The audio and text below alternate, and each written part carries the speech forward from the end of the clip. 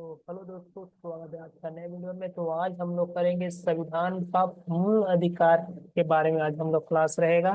तो ये भाग 3 में आता है। भाग 2 तक हम लोगों ने पिछले क्लास में कर चुके हैं, तो आपने नहीं देखा तो देख सकते हैं। आई बटन पर क्लिक कर कर आप वहाँ पर देख सकते हैं। ठीक है। तो चलिए चलते हैं, स्टार्ट करते हैं यहाँ पर।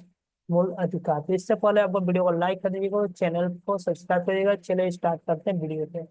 तो मूल अधिकार कहाँ से कहाँ तक पढ़ना है, तो ये आता है अनुच्छेद 12 से 35 के बीच में आता है। आपको ध्यान रखना, बहुत ही इंपॉर्टेंट है ना। सबसे ज्यादा क्वेश्चन यहाँ से आपको मिलेंगे। तो चलिए कुछ बातें जान लेते हैं कि मूल अधिकार न्यायालय द्वारा लागू किया जा सकता है। ठीक है। ये क्या है, जस्टिसेबल है। इसे क्या कहा जाता है, तो इसे कहा जाता है भारत का मैग्ना कार्टा कहा जाता है। किसे, तो मूल अधिकार को भारत का मैग्ना कार्टा कहा जाता है। कहाँ से लिया गया है, तो ये लिया गया है संयुक्त राज्य अमेरिका के संविधान से लिया गया है। जो फंडामेंटल राइट्स हो गया या मूल अधिकार, वो कहाँ से लिया गया है, तो अमेरिका के संविधान से लिया गया है। ये अस्थाई नहीं है, इन्हें कानून द्वारा बदला जा सकता है। ठीक है, ध्यान रखना है कि ये अस्थाई नहीं है, इसमें चेंज किया जा सकता है। अगला पॉइंट क्या है कि सभी नागरिकों को सुप्रीम कोर्ट के द्वारा गारंटी दी जाती है। तो उसके अधिकार की रक्षा होगी, इसके लिए वो गारंटी दी जाती है। ठीक है। अगला देखिए, उद्देश्य नागरिकों की स्वतंत्रता और अधिकारों की रक्षा करना इसका उद्देश्य है मूल अधिकार का। ठीक है। और ये देखिए, ये वाला ज्यादा इंपॉर्टेंट है। आपातकाल में निलंबित किए जा सकते हैं, जब इमरजेंसी का समय आ जाएगा तो उस समय ये निलंबित किए जा सकते हैं। अनुच्छेद 20 और 21 को छोड़कर। तो ये पूछता है कि कौन सा अनुच्छेद छोड़कर बाकी अधिकारों को निलंबित किया जा सकता है, तो 20 21 को छोड़कर। अभी देखेंगे 20 21 नीचे में आएगा, क्योंकि हम लोग पढ़ेंगे मूल अधिकार कहाँ से, 12 से 35, तो उसी के बीच में आएगा। 20 21 क्या है उसके बारे में हम लोग जानेंगे। तो चलिए सबसे पहले अनुच्छेद 12 के बारे में देख लेते हैं। तो अनुच्छेद 12 क्या बोलता है कि राज्यों की परिभाषा देता है। क्या देता है अनुच्छेद में, छेद 12 में क्या मिलता है, राज्यों की परिभाषा मिलता है। सरकार, संसद, राज्य विधानमंडल का। ठीक। अनुच्छेद 13 में कोई भी कानून जो मूल अधिकार का उल्लंघन करता है अमान्य है। ठीक है। कोई भी कानून जो मूल अधिकार, किसका, मूल अधिकार का उल्लंघन करता है उसे अमान्य, उसे नहीं माना जाएगा। ठीक है। तो ये है अनुच्छेद 13। अब थोड़ा यहाँ पर देखिएगा, अनुच्छेद 12 में राज्य शब्द का अर्थ क्या है, तो केंद्र सरकार द्वारा और संसद, राज्य सरकार और राज्य की विधायिका को शामिल करता है। राज्य शब्द का अर्थ में क्या आ जाएगा, राज्य का मतलब हो गया कि केंद्र सरकार, संसद, राज्य सरकार, राज्य की विधायिका भी शामिल करता है। अनुच्छेद 13 के अनुसार अनुच्छेद 368 के तहत किए गए किसी भी संशोधन पर अनुच्छेद 13 लागू नहीं होगा। 368 के तहत किए गए संशोधन पर अनुच्छेद 13 लागू नहीं होगा, ये भी ध्यान देना है। चलिए अब आ जाते हैं 14 से 18 अनुच्छेद। कहाँ से कहाँ तक, अनुच्छेद 14 से 18 ये क्या आता है, तो समानता का अधिकार। डायरेक्ट आपसे क्वेश्चन बनेगा कि समानता का अधिकार किस, कहाँ से कहाँ तक है, किस अनुच्छेद से किस तक है। तो यहाँ पर 14 से 18 तक क्या आता है, समानता का अधिकार। चलिए 14 नंबर में क्या है कि 14 नंबर में कानून के समक्ष समानता और कानूनों को समान संरक्षण। ठीक। आर्टिकल 15 बहुत ही इंपॉर्टेंट है, इस पर मूवी भी बन चुका है। ठीक है। तो धर्म, जाति, लिंग, जन्म के आधार पर भेदभाव पर रोक है ना, अनुच्छेद 15 में। तो ये बहुत ही बार एग्जाम में आ चुका है, तो इसको ध्यान से आपको कर लेना है। अब कानून के समक्ष यहाँ पर देखें कि कानून के समक्ष समानता या संरक्षण, उसका मतलब क्या है, कानून के समक्ष समानता मतलब ब्रिटिश मूल या नकारात्मक अर्थ, कानून के समान संरक्षण मतलब अमेरिकी मूल और सकारात्मक अर्थ। ठीक है। ये इतना इम्पोर्टेंट नहीं है, आपको दो ठो ये पॉइंट ध्यान रखना है। आ जाते हैं 15 का 1 में क्या है, तो यहाँ पर देखेंगे अनुच्छेद 15 का 1 में किसी राज्य किसी भी नागरिकों के साथ केवल धर्म, जाति, समूह लिंग, जन्म स्थान या इनमें से किसी भी आधार पर भेदभाव नहीं करेगा। केवल क्या, जाति, धर्म, जाति, जाति समूह, लिंग और जन्म स्थान या इनमें से किसी भी आधार पर भेदभाव नहीं करेगा। तो ये भी ध्यान रखिएगा, इसमें से पूछता है कि कौन सा नहीं है, चार ठो ऑप्शन दे देता है, कोई एक दूसरा ऐड कर देता है, तो ये भी आपको ध्यान रखना है। अगला अनुच्छेद 15(2) में क्या बोला है कि कोई भी नागरिक केवल धर्म, जाति, जाति समूह, लिंग, जन्म स्थान या इनमें से किसी के आधार पर निम्नलिखित मामलों में से किसी भी प्रकार की असमर्थता या बाध्यता, प्रतिबंध या शर्त का समानता नहीं करेगा। ठीक है, चलिए अब यहाँ पर आ जाते हैं। ये नंबर में क्या बताया गया है कि दुकानों, सार्वजनिक रेस्टोरेंट, होटल और सार्वजनिक मनोरंजन स्थलों तक पहुंचने के संबंध में। अच्छा, इस पर क्वेश्चन आया था, है ना, इसी पर सीरियल में से क्वेश्चन बना था, ये वाला पॉइंट पे है ना। तो ध्यान रखिएगा कि दुकान, सार्वजनिक रेस्टोरेंट, होटल या सार्वजनिक मनोरंजन स्थलों पर पहुंचने के संबंध में इसमें भी उनको अधिकार मिलता है ना, इसमें भी समानता होना चाहिए। ठीक है, देखिए, और ये बी नंबर क्या बोला कि ऐसे कुएं, तालाब, स्नान घाट, सड़कें और सार्वजनिक स्थानों के उपयोग के संबंध में जो राजनिधि से पूर्णतः या आंशिक रूप से बनाए गए हैं, आम जनता के उपयोग के लिए समर्पित किए गए हो, ठीक है, उस पर भी ये होगा, है ना। तो वहां पर भी ये कोई छुआछूत यहाँ नहीं माना जाएगा ना। तो वही चीज इसमें बताया गया है कि कोई इस सब में भेदभाव नहीं होगा। ना दुकान, सार्वजनिक रेस्टोरेंट, होटल, कहीं भी जिसको जाना है वो जा सकता है। ठीक है, जहाँ कुआं तालाब, अधिकतर देखे होंगे गांव एरिया में कुआं तालाब, वहां पर पानी को लेकर छुआछूत लगा रहता है ना, कि उच्च जाति बड़ी जाति, तो वो भी सब यहाँ पर क्या बोला गया है कि वो समान, वो भेदभाव को रोका जाएगा, है ना। चलिए, आर्टिकल 16 क्या, सरकारी नौकरियों में अवसर की समानता, सरकारी नौकरियों में अवसरों की समानता। 17 नंबर, ये आपको 15, 16, 17, 17 क्या है, अस्पृश्यता का अंत या अस्पृश्यता समाप्त हो गया, है ना। और 18 में क्या है, उपाधियों का अंत। उपाधियों का मतलब डॉक्टर, प्रोफेसर जैसी शैक्षिक उपाधियों को छोड़कर, है ना, कुछ ये सब है इसको छोड़कर, डॉक्टर हो गया, प्रोफेसर हो गया, शैक्षिक उपाधि, इनको छोड़कर बाकी जो उपाधि हो वो सबको अंत कर दिया गया। 16 का 4 में यहाँ पर कुछ बताया गया है कि राज्य को यह अधिकार है कि पिछड़े वर्गों के नागरिकों के लिए सरकारी नौकरियों में आरक्षण प्रदान करे। तो किसमें, पिछड़े जातियों को, किसमें, 16 के 4, है ना। 16 का 4, है ना, 16 सब सेक्शन 4 में ये है, पिछड़े वर्गों के लिए नौकरियों में आरक्षण। अब चलिए, तो यहाँ तक अपना हो गया। 18 तक क्या था, तो ये था हम लोग का समानता का अधिकार। अब पढ़ेंगे हम लोग स्वतंत्रता का अधिकार। तो स्वतंत्रता का अधिकार कहाँ से कहाँ तक आता है, तो स्वतंत्रता का अधिकार आता है हमें, पढ़ेंगे 19 से 22 में। तो अनुच्छेद 19 में क्या है कि अभिव्यक्ति, सभा, संघ, आवास और व्यवसाय की स्वतंत्रता किसमें है, तो अनुच्छेद 19 में है। ठीक है, अब 19 में बहुत ही सारा क्वेश्चन बनता है, यहाँ पर देखिएगा 19 का 1, 2, 3, 4, तो आपको ध्यान रखना है यहाँ से क्वेश्चन बनता है। 19 के 1 में क्या बोला है कि सभी नागरिकों को अधिकार होगा कि 19 का क में भाषण और अभिव्यक्ति की स्वतंत्रता, कि वो भाषण दे सकता है कहीं भी, है ना, स्वतंत्र रूप से। 19 के ख में क्या कहा गया है कि सभा की स्वतंत्रता, सभा बुला सकता है कहीं भी, है ना, तो सभा की स्वतंत्रता। 19 का ग में क्या है कि संघ बनाने की स्वतंत्रता।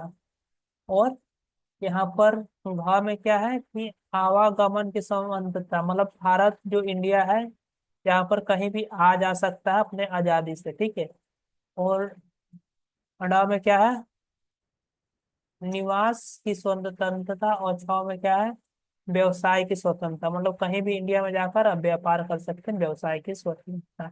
ये आपको ध्यान रखना। अनुच्छेद 20 में क्या बोला जा रहा है कि अपराधों के संबंध में संरक्षण, दोबारा साजा नहीं हो। ठीक है, अपराध के संबंध में ऐसा हो गया कि एक बार सजा मिल गया, वही मान लीजिए कोई चोर चोरी करता है, उसके लिए एक बार सजा मिल गया, फिर कोई दूसरा आता है उसको पकड़ लेता है, फिर उसको सजा देगा, तो ऐसा नहीं है। अपराध के संबंध में संरक्षण, हाँ, तो वही बोला गया है कि दोबारा सजा नहीं होगा, स्वयं के खिलाफ साक्ष्य नहीं दे सकता, मतलब खुद के खिलाफ वो साक्ष्य नहीं दे सकता, ठीक है।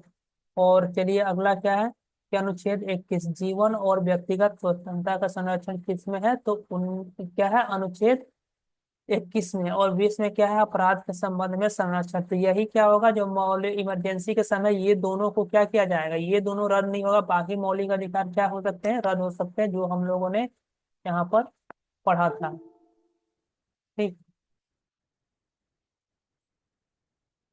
देखिए ये वाला जो पढ़े थे, आपातकाल के समय 20 और 21 रद्द नहीं होगा, है ना, तो वही है। तो जीवन और व्यक्तिगत स्वतंत्रता का संरक्षण और अपराधों के संबंध में संरक्षण, ठीक है। आ जाते हैं यहाँ पर अनुच्छेद 21 के संविधान और 20 के है कुछ रिलेटेड, उसे देख लेते हैं। तो चलिए पहले 20 वाला देखते हैं। 20 का एक में क्या बोला गया है कि पूर्व व्यापी दंड कानून का निषेध, no ex post facto law, किसी व्यक्ति को उस अपराध के लिए दंडित नहीं किया जा सकता है जो अपराध किए जाने के समय कानून के अनुसार अपराध नहीं है, ठीक है। ये 20(1) में ये बताया गया है। 20 का 2 में क्या बताया गया है कि दोहरे दंड का निषेध, नो डबल जियोपैडी, ठीक है। किसी व्यक्ति को एक ही अपराध के लिए एक से अधिक बार दंड नहीं दिया जा सकता, ठीक है। अगला पॉइंट क्या है 20 के 3 में, आत्म साक्षीकरण का निषेध, नो सेल्फ इंक्रिमिनेशन, किसी अपराध के आरोपी व्यक्ति को स्वयं के विरुद्ध गवाही देने के लिए बाध्य नहीं किया जा सकता है, ठीक है। तो ये काफी इंपॉर्टेंट पॉइंट है, इसको आपको कर लेना है, जो डीप में क्वेश्चन बनेंगे तो यहीं से बनेंगे, ठीक है। आ जाते हैं अनुच्छेद 21 के अंतर्गत अधिकार। तो अनुच्छेद 21 के अंतर्गत क्या क्या जीवन और व्यक्तिगत स्वतंत्रता के संरक्षण में क्या क्या है, तो उसको यहाँ पर दिया गया है। तो गोपनीयता का अधिकार, राइट टू प्राइवेसी, किसमें आएगा, अनुच्छेद 21 में आएगा। 14 वर्ष की आयु तक निःशुल्क शिक्षा का अधिकार, ये भी क्या आ जाएगा, तो अनुच्छेद 21 में आएगा। त्वरित न्याय का अधिकार, सूचना प्रदान करने का अधिकार, राइट टू इंफॉर्मेशन किसमें है, तो ये भी अनुच्छेद 21 में आता है। नींद का अधिकार, तो ये भी किसमें है, तो अनुच्छेद 21 में है। सतत विकास का अधिकार, ठीक है। अपनी पसंद के व्यक्ति से विवाह करने का अधिकार, ठीक है। और गरिमा के साथ मृत्यु का अधिकार आदि इसमें है। तो ये आते हैं जीवन की व्यक्तिगत स्वतंत्रता का संरक्षण, ये सब आर्टिकल 21 के अंतर्गत ये सभी आ जाते हैं। चलिए आगे आ जाते हैं यहाँ पर अनुच्छेद 21 का ए। तो अनुच्छेद 21 का ए में क्या बताया गया है कि 6 से 14 वर्ष के बच्चों के लिए मूल शिक्षा अधिकार, है ना। 6 से जो 14 साल के बच्चे होंगे उनको क्या मूल शिक्षा का अधिकार है कि उनको शिक्षा मिलनी चाहिए, 86वां संविधान संशोधन द्वारा किया गया था, तो इसको भी ध्यान रखना है। और अनुच्छेद 22 क्या है, गिरफ्तारी और हिरासत के मामले में क्या होगा, संरक्षण होगा। गिरफ्तारी और हिरासत के मामलों में संरक्षण, बचाव। रोकथाम निषेध, बिना न्यायालय द्वारा मुकदमा और दोष सिद्धि के निरोध किया जाना। दंडात्मक निरोध क्या है, तो न्यायालय द्वारा मुकदमा और दोष सिद्धि के बाद दिया गया दंडात्मक निरोध। चलिए उतना ये दोनों याद रखिएगा बस। शोषण के विरुद्ध अधिकार अनुच्छेद कितना में आ जाएगा, तो अनुच्छेद आ जाएगा अपना यहाँ पर 23 से 24 तक शोषण के विरुद्ध अधिकार। तो यहाँ पर अनुच्छेद 23 में क्या बोला गया, मानव तस्करी और बाध्यकारी श्रम पर रोक। ठीक है, अनुच्छेद 23 में है। 24 नंबर आपको कर ही लेना, बार बार एग्जाम में पूछता है। 14 वर्ष से कम बच्चों के उम्र बच्चों को कारखाने में काम पर रोक। 14 वर्ष से कम उम्र के बच्चों के लिए कारखानों में काम करने पर रोक लगाया गया, ये अनुच्छेद 24 के तहत है ना। मानव तस्करी और बाध्यकारी श्रम पर रोक अनुच्छेद 23 में है। चलिए आ जाते हैं धर्म की स्वतंत्रता। तो ये कितना में आता है, धर्म की स्वतंत्रता अनुच्छेद आपको ध्यान रखना है 25 से 28। 25 से 28, ठीक है। तो चलिए 25 में क्या है, अंतःकरण की स्वतंत्रता, धर्म को मनाने पालन करने और प्रचार करने की स्वतंत्रता इसमें मिलती है। अनुच्छेद 25 में आप कोई भी धर्म को मानने, पालन करने और प्रचार करने की स्वतंत्रता है। अनुच्छेद 26 में क्या है कि धार्मिक संस्थाओं को प्रतिबंध करने की स्वतंत्रता, प्रबंधित करने की, सॉरी, धार्मिक संस्थाओं को प्रबंधित करने की स्वतंत्रता, ठीक है। और 27 में क्या है कि किसी विशेष धर्म के प्रचार प्रसार के लिए कर ना लगाया जाए, मतलब टैक्स ना लगाया जाए, ठीक। तो टैक्स किस पर है, तो ये 27 वाले में है, क्या है, टैक्स ना लगाया जाए, ठीक। 28 में क्या है कि कुछ शैक्षिक संस्थाओं में धार्मिक शिक्षा या उपदेश से संबंधित स्वतंत्रता, ठीक।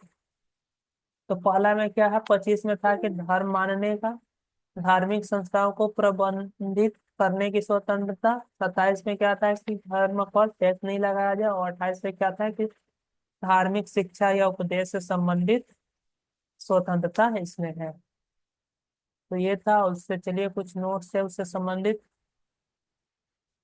राज्य द्वारा संचालित संस्थान धार्मिक शिक्षा की अनुमति नहीं है, धार्मिक शिक्षा की अनुमति नहीं है ना, कि कोई विशेष धर्म का वहां पर शिक्षा सिर्फ दिया जाए तो वो अनुमति नहीं है। चलिए राज्य सहायता प्राप्त निजी संस्था, धार्मिक शिक्षा केवल स्वैच्छिक रूप से दी जा सकती है। आ जाते हैं सांस्कृतिक और शैक्षिक अधिकार, अनुच्छेद 29 से 30 तक है। तो चलिए देखेंगे यहाँ पर 29 में क्या बोला गया है कि नागरिकों को अपनी भाषा, लिपि और संस्कृति की रक्षा करने का अधिकार है। भाषा, लिपि और संस्कृति की रक्षा करने के अधिकार 29 में है। 30 में क्या है कि अल्पसंख्यकों को शैक्षिक संस्था स्थापित करने या उनका प्रबंधन करने का अधिकार है, ठीक है। तो ये दो को था, ध्यान रखिएगा, आता है क्वेश्चन यहाँ से। अन्य संबंधित अनुच्छेद 21 से 34 में है, जो उसको भी हम लोग देख लेते हैं, काफी इंपॉर्टेंट यहाँ से बनते हैं क्वेश्चन।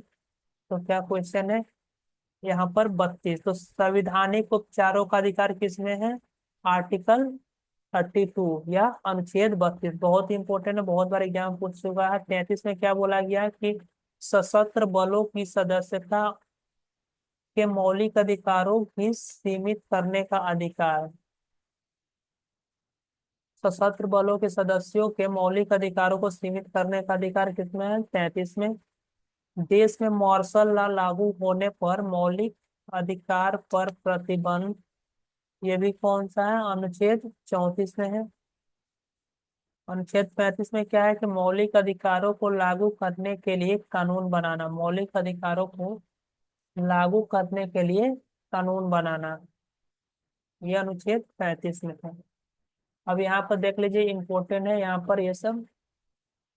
तो क्या बोला गया है कि डॉक्टर भीमराव अंबेडकर ने इसे संविधान संविधान की आत्मा और हृदय का, तो सभी जो इसको क्या बोलते हैं, मौलिक अधिकार को इन्होंने क्या बोला है कि संविधान की आत्मा और हृदय, किसने कहा, तो डॉक्टर भीमराव अंबेडकर जी ने कहा है। अगला आ जाते हैं अनुच्छेद 31, संपत्ति के अनिवार्य अधिग्रहण से संबंधित। ये भी पहले मौलिक अधिकार था संपत्ति का, है ना, लेकिन अब इसे हटा दिया गया। संपत्ति का अधिकार अब मूल अधिकार नहीं है, इससे अनुच्छेद 301 के तहत कानूनी अधिकार बना दिया गया है। क्या बना दिया गया है? कानूनी अधिकार बना दिया गया है। ठीक है। अब देखते हैं केवल भारतीय नागरिकों को उपलब्ध उपलब्ध मौलिक अधिकार कौन कौन से है? तो ये सिर्फ भारतीय नागरिकों का 15, 16, 19, 29 और 30 है ना। भारतीय नागरिक और विदेशी नागरिक दोनों के लिए है उपलब्ध मौलिक अधिकार, तो 14, 20 और 28। ठीक है, आगे देख लेंगे। सुप्रीम कोर्ट ने अनुच्छेद 32 एवं हाई कोर्ट 226 को निम्नलिखित रीट को जारी करने का अधिकार है। तो सुप्रीम कोर्ट 32 के द्वारा और हाई कोर्ट 226 के द्वारा कुछ रीट जारी कर सकता है, उसको देखेंगे। तो यहाँ पर क्या है, पहला देखते हैं मैंडेमस। मैंडेमस किसी व्यक्ति या प्राधिकरण को उसके कर्तव्य निभाने का आदेश, है ना। वो अपना कर्तव्य निभाने का आदेश दे सकता है। कोई सरकारी कर्मचारी वो अपना काम नहीं कर रहा तो उसको अपना कर्तव्य निभाने का निर्देश दिया जा सकता है मैंडेमस के द्वारा। ठीक है। हेबस कॉर्पस, है ना। हेबस किसी व्यक्ति को अवैध रूप से हिरासत में रखने पर उसे रिहा करने की आदेश, है ना। तो ये जय भीम आप लोगों ने मूवी शायद देखी होगी, तो उसमें काफी अच्छा से इसका यूज किया गया, बताया गया है, काफी अच्छी मूवी थी। तो उसमें इसका यूज किया गया है बस कॉर्पस। ठीक है, आगे आ जाते हैं। प्रोहिबिशन, तो निचली अदालत या प्राधिकरण को उसकी अधिकार सीमा से बाहर कार्य करने से रोकने का आदेश किसमें मिलता है? प्रोहिबिशन। प्रोहिबिशन में से आपको मालूम होना चाहिए, रोक लगा रहा जा रहा, तो ये नॉर्मल है, याद हो जाएगा। ठीक है। कोबरांटो, ठीक है, किसी व्यक्ति को यह पूछने के लिए कि वह किस अधिकार से सार्वजनिक पद पर काबिज काबिज है ना। ये कोबरांटो में है। और एक पांचवा क्या है, तो सिटियोरारी। ठीक है, तो निचली अदालत या प्राधिकरण के आदेश को निरस्त करने के लिए। तो ये था टोटल 5 रूट जो सुप्रीम कोर्ट अनुच्छेद 32 और हाई कोर्ट अनुच्छेद 226 के तहत जारी कर सकता है। अब यहाँ पर देख लेते हैं सुप्रीम कोर्ट अनुच्छेद 32 और हाई कोर्ट 26 के द्वारा रीट की तुलना। यहाँ पर देख लेते हैं तुलना। तो यहाँ हाई कोर्ट को रीट क्षेत्र अधिकार और सुप्रीम कोर्ट की तुलना में व्यापक है। यहाँ कोई उतना इम्पोर्टेंट नहीं है, बाकी जो था वो। सुप्रीम कोर्ट रीट जारी करने के लिए अपने अधिकार क्षेत्र का प्रयोग करने से मना नहीं कर सकता, लेकिन हाई कोर्ट को रीट अधिकारी क्षेत्र में प्रयोग करने से इनकार कर सकता है। हाई कोर्ट न हाई कोर्ट रीट न केवल मौलिक अधिकार के प्रवर्तन के लिए बल्कि किसी अन्य उद्देश्य साधारण विधायक अधिकार के लिए भी जारी कर सकता है। तो बस यही था। तो ये था हम लोग का मौलिक अधिकार। नेक्स्ट क्लास में हम लोग करेंगे राज्य के नीति निर्देशक का, तो जो भाग 4 में आते हैं अनुच्छेद 36 से 51 तक। तो बस आज के लिए इतना ही, मिलते हैं अगले वीडियो में। बाय। वीडियो को लाइक कर दीजिएगा, चैनल को सब्सक्राइब कर दीजिएगा। ठीक है। और कोई कमेंट हो सुझाव हो तो कमेंट में कर हम बता सकते हैं। मिलते हैं अगले वीडियो में। बाय।